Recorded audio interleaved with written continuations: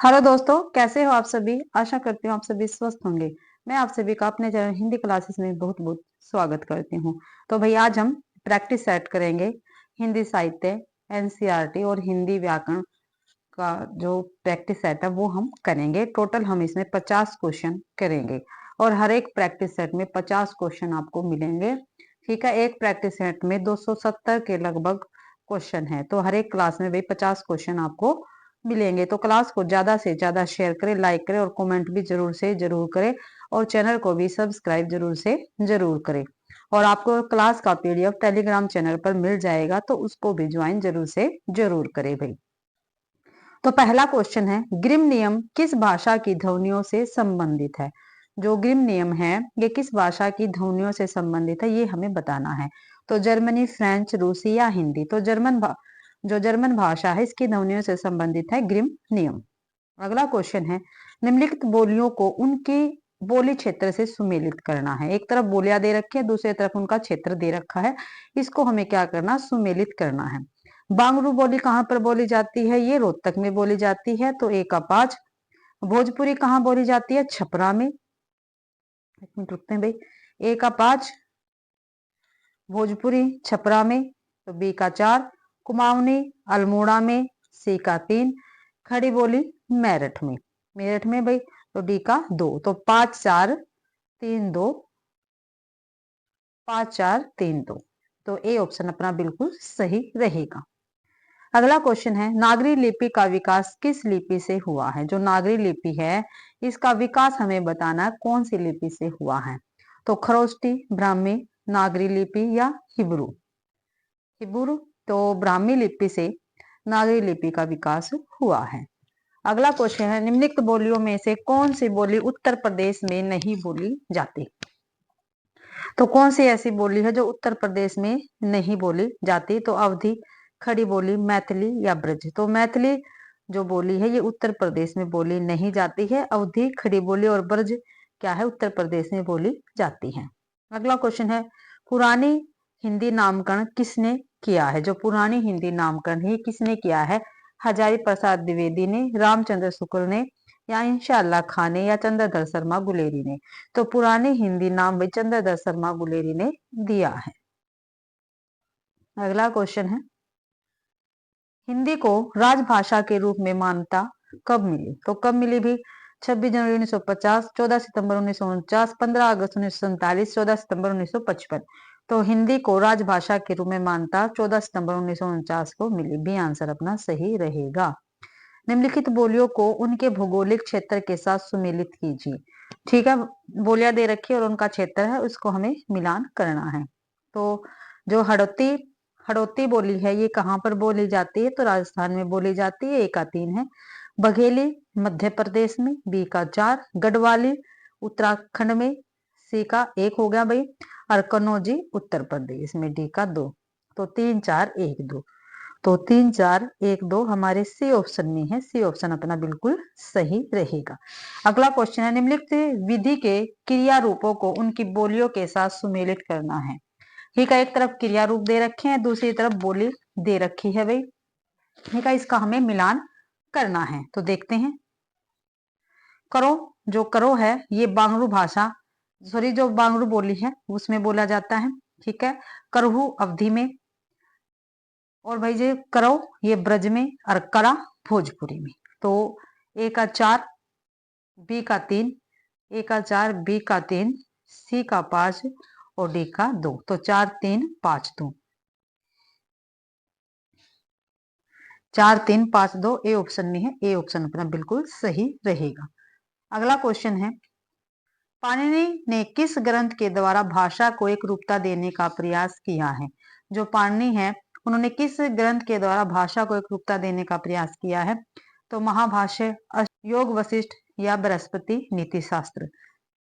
तो अष्टाध्यायी, ठीक है, ये पाणिनि की रचना है और इसी रचना के द्वारा भाषा को एक रूपता देने का प्रयास पाणिनि जी ने किया है। महाभाष्य किसकी रचना है, ये पतंजलि की रहेगी। योग वशिष्ठ वाल्मीकि जी की है।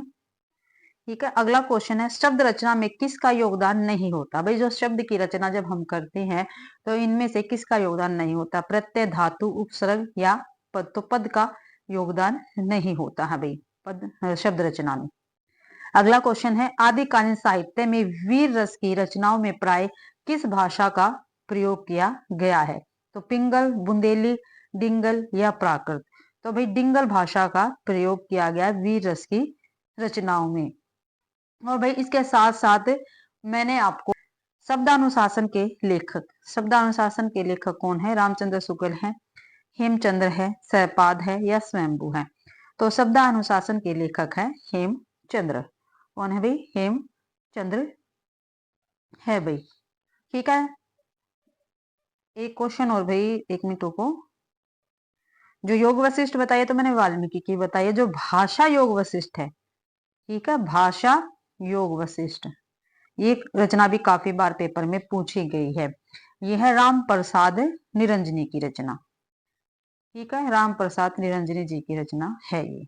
इनका ये ध्यान रखना है आपको।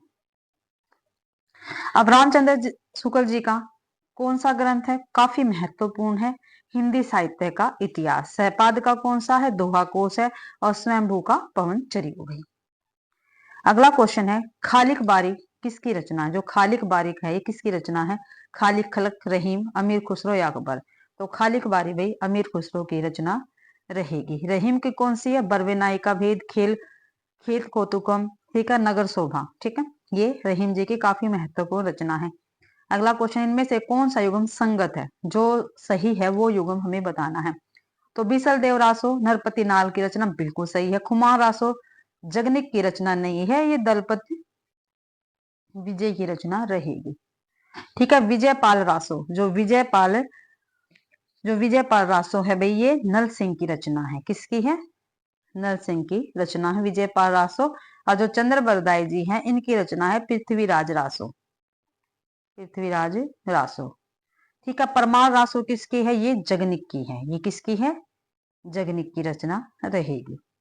ठीक है, ये तीनों गलत है, ए ऑप्शन अपना बिल्कुल ठीक है, बीसल देवरासो नरपति नाल की रचना है।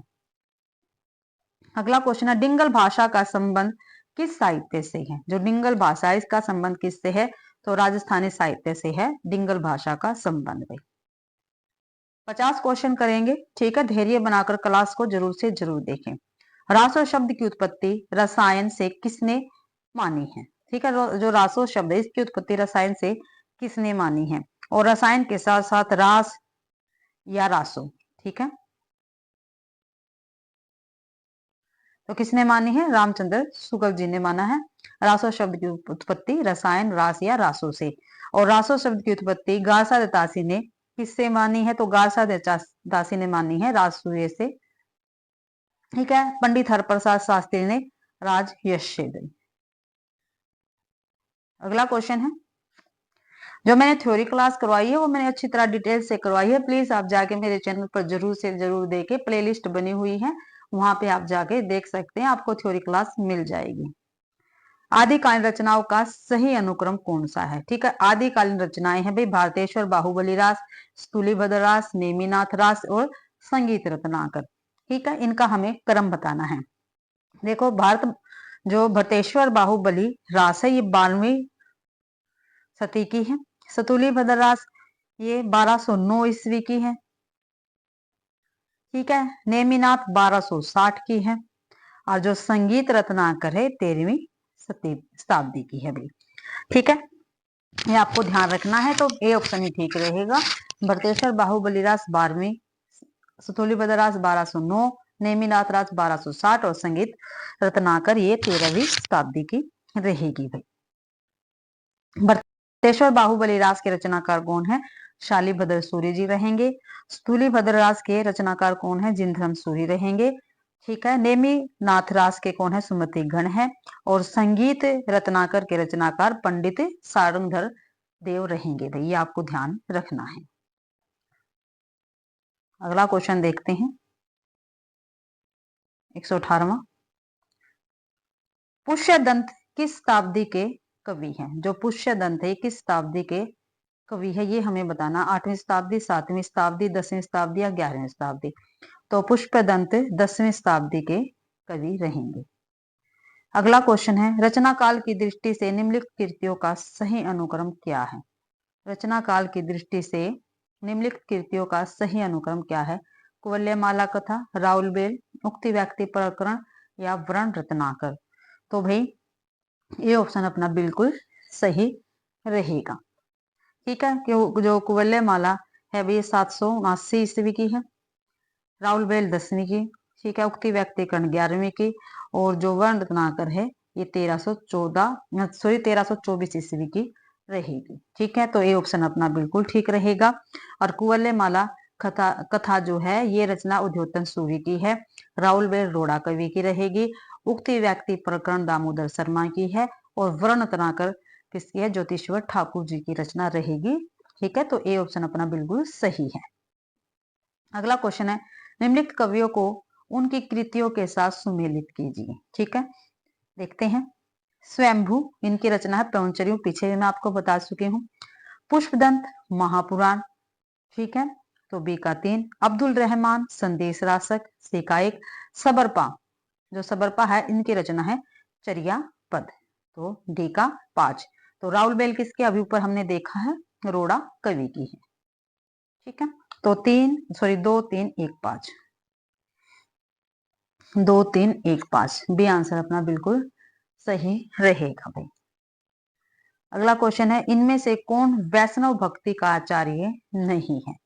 ठीक है, वल्लभाचार्य वैष्णव भक्ति के, मध्वाचार्य भी है, रामानुजाचार्य भी है, लेकिन जो शंकराचार्य है वैष्णव भक्ति के आचार्य नहीं है। ये अद्वैतवाद वेदांत के हैं और शिव भक्ति के आचार्य हैं ये।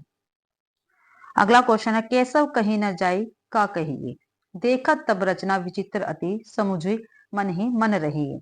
तो ये किस कवि की पंक्तियां हैं? केशवदास की, तुलसीदास की, सूरदास की, आनंददास की? तो ये तुलसीदास की पंक्तियां रहेंगी भी। अगला क्वेश्चन है, सर्वव्यापी एक कुम्हारा जाकी महिमा आर न पारा, हिंदू तुर्कु का एक करता एक के ब्रह्मा सबन को भरता। तो ये रचना, इन पंक्तियों के रचनाकार कौन है? कबीरदास, मलुकदास, तुलसीदास या रहीमदास?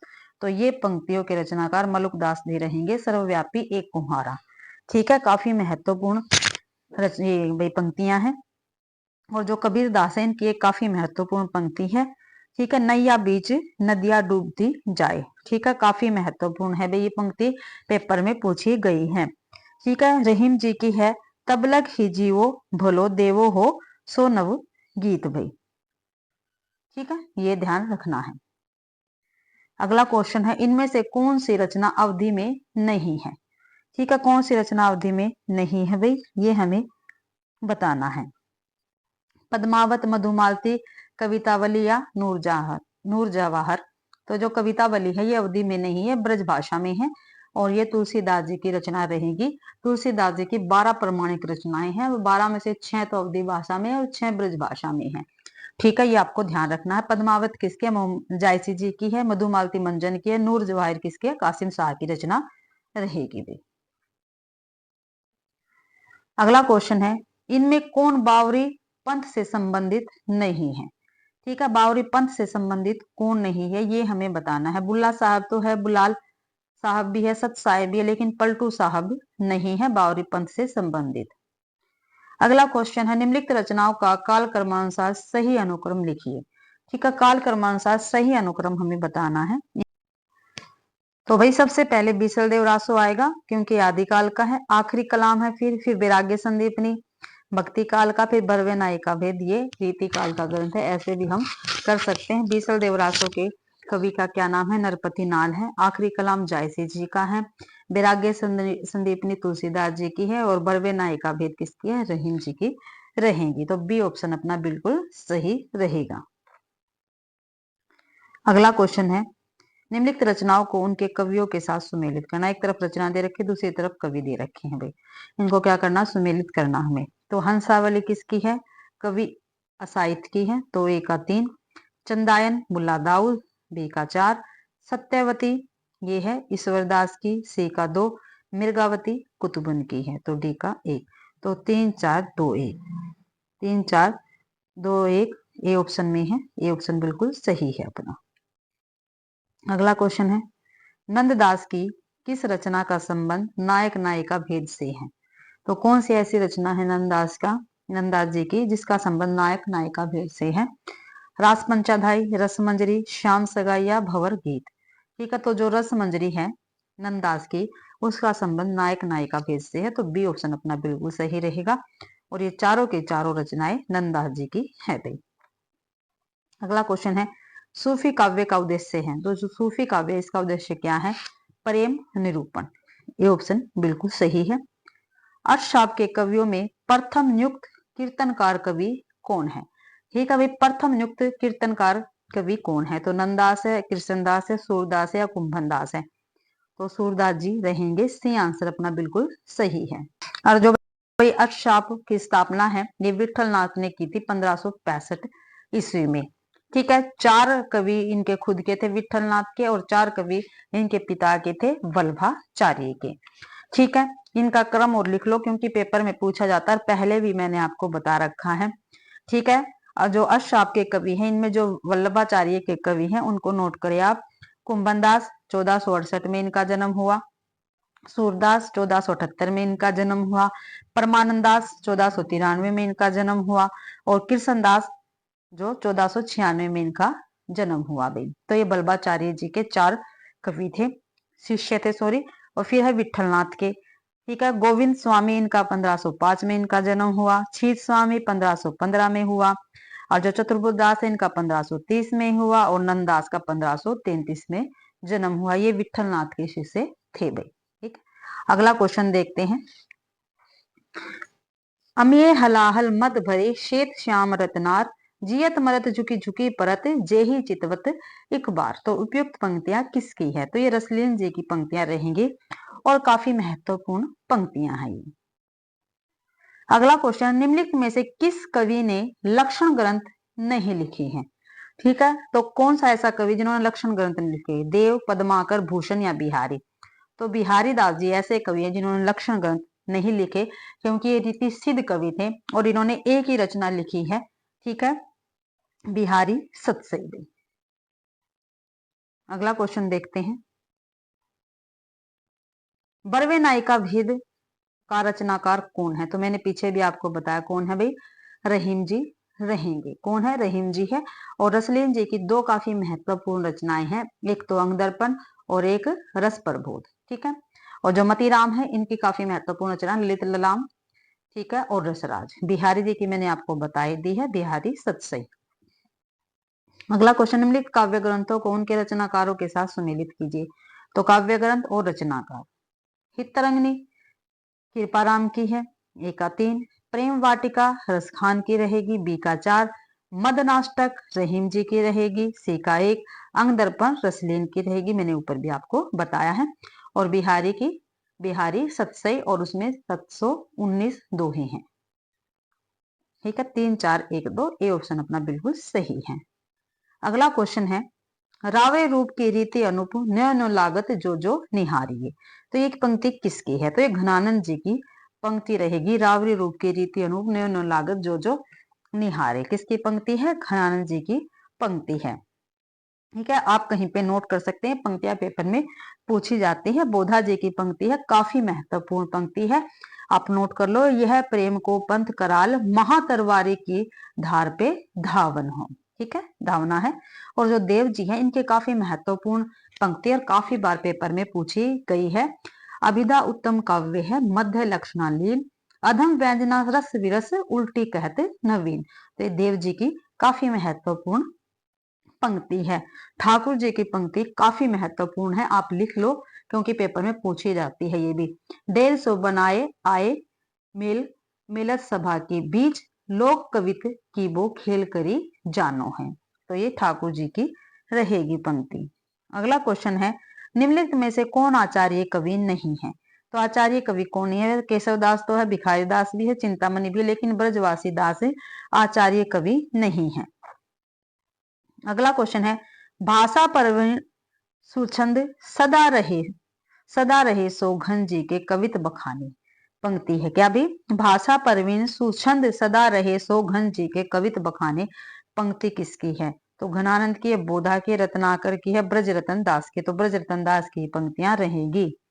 अगला क्वेश्चन है, रीति मुक्त कवि नहीं है। ठीक है, इनमें से कौन से रीति मुक्त कवि नहीं है? घनानंद, आलम, बोधा और ठाकुर, ये 4 रीति मुक्त कवि हैं। यहाँ पे 3 दे रखे, घनानंद, बोधा, ठाकुर।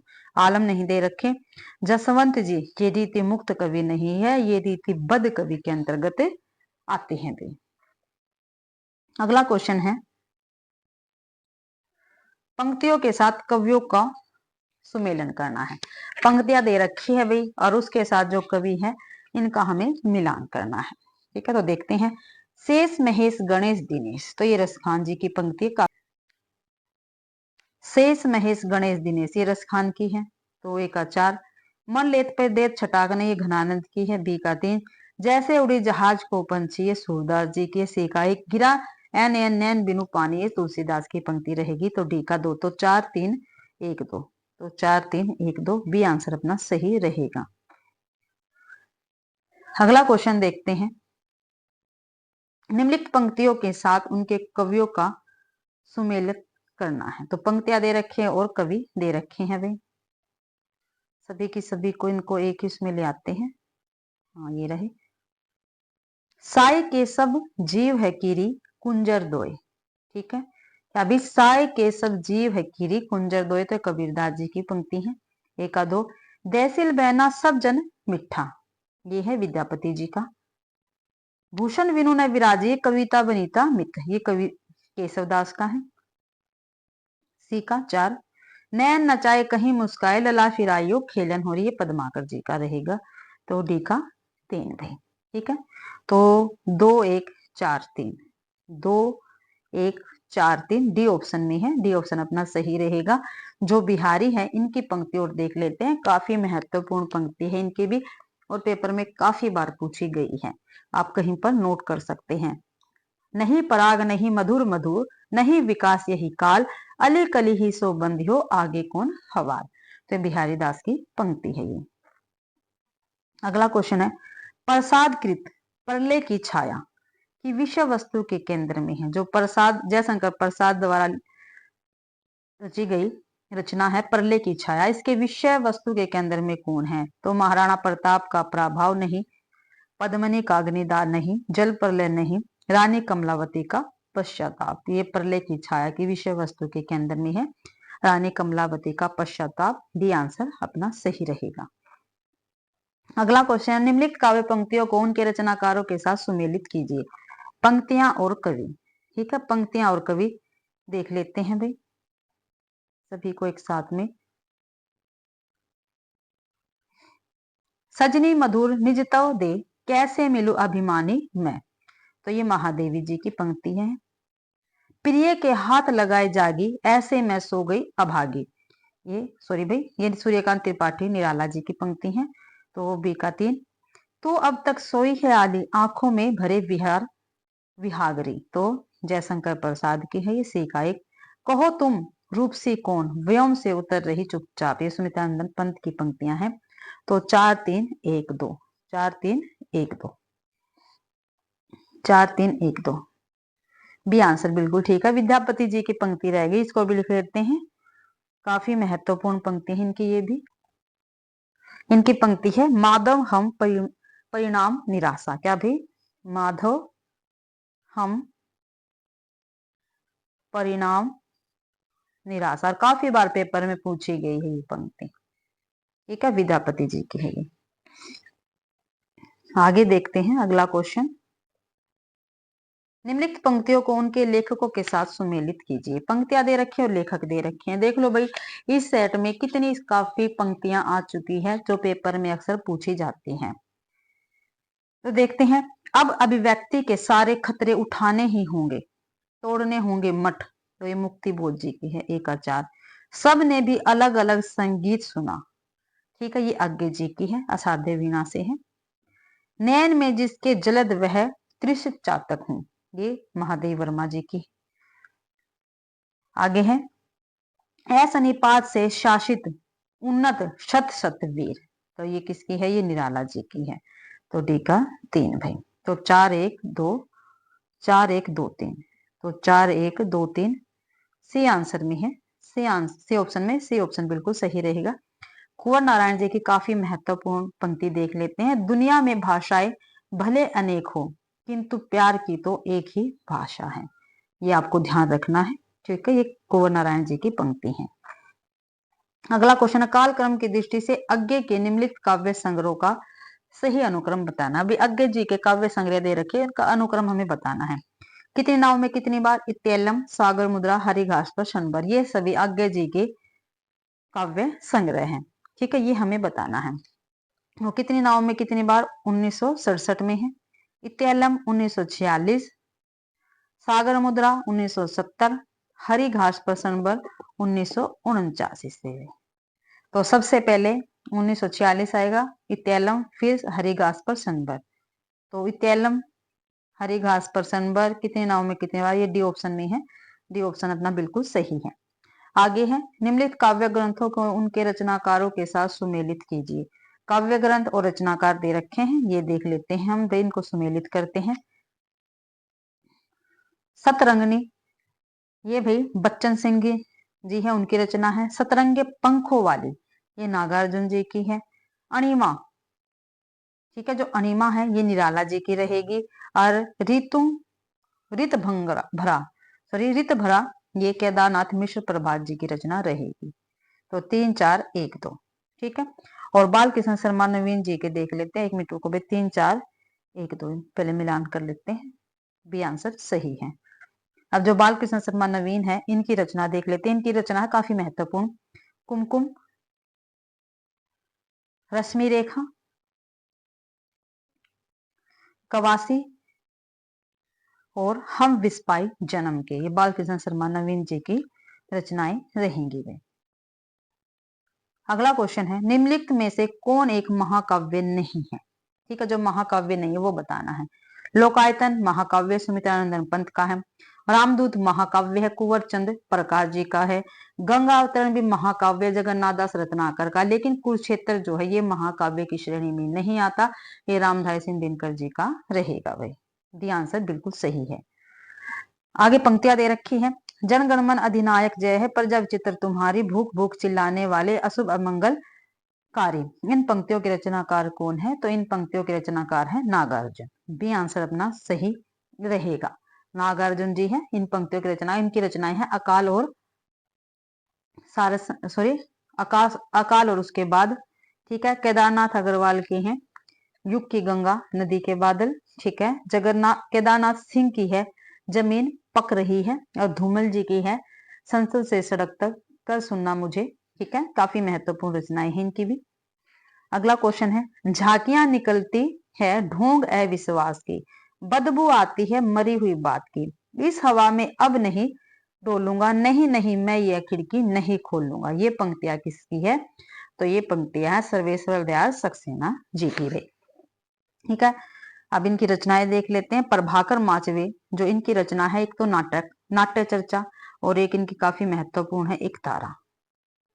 ठीक है, नरेश मेहता की है संशय की एक रात, और यह पथ बंधु था।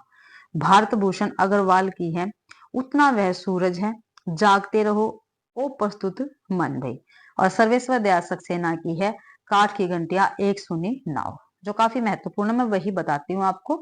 और जिस बच्चे को डिटेल से करना है तो मैं थ्योरी क्लासे प्रोवाइड करवाने लग रही हूँ, आप मेरे चैनल पर जाके विजिट कर सकते हैं, प्लेलिस्ट आप बनी हुई है, देख सकते हैं वहां पर। आगे है, निम्नलिखित काव्य संग्रह का काल क्रमानुसार सही अनुक्रम रेखांकित कीजिए। तो भगन दूत, मंजीर, चांद का मुंह टेढ़ा है और साखी गई। तो देखते हैं, जो भगन दूत है इसका प्रकाशन 1933 ईस्वी में हुआ, और ये अज्ञे जी की रचना है। मंजीर 1941 में इसका प्रकाशन हुआ, और गिरजा कुमार माथुर की रचना रहेगी। चांद का मुंह टेढ़ा 1964 में इसका प्रकाशन हुआ, और मुक्तिबोध की रचना है। साखी 1982 में प्रकाशन हुआ, और विजय देवनारायण साहिब जी की रचना रहेगी। तो 1933, 1941, 1964, 1982, ये आंसर बिल्कुल सही है। अगला क्वेश्चन है, निम्नलिखित काव्य आंदोलनों का सही काल क्रमानुक्रम रेखांकित कीजिए। तो देखो, युत्सावादी, अकविता, नई कविता, नकीनवाद। तो सबसे पहले इनमें नकीनवाद आता है, फिर नई कविता, फिर अकविता, फिर युत्सावाद आता है भाई। तो सी आंसर अपना बिल्कुल सही रहेगा।